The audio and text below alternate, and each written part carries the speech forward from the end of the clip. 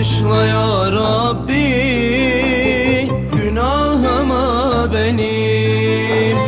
Başka kime gideyim, affeden sensin. Bağışla ya Rabbi günahıma benim. Başka kime gideyim, affeden sensin. Ben kulum, sen Rabbimsin, ben cahilim.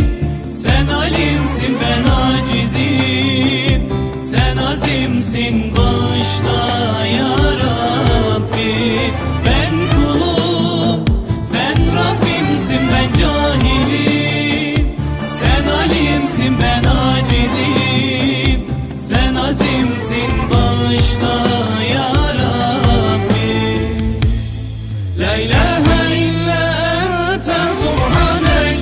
La ilahe illa ente subhanek.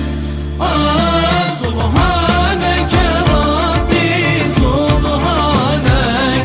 Subhaneke ma azama şanek. Subhaneke Rabbi, subhanek. La ilahe illallah.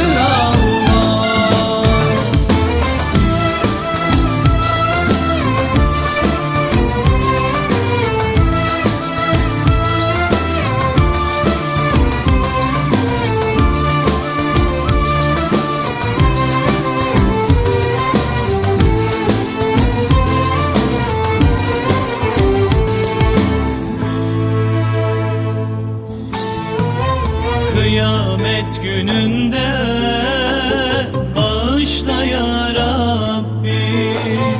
Günahlarım önümde, bırakma ya Rabbi. Kıyamet gününde bağışla ya Rabbi.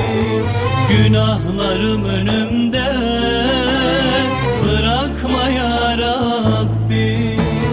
Ben kulum, sen Rabbimsin, ben cahilim. Sen alimsin, ben acizim.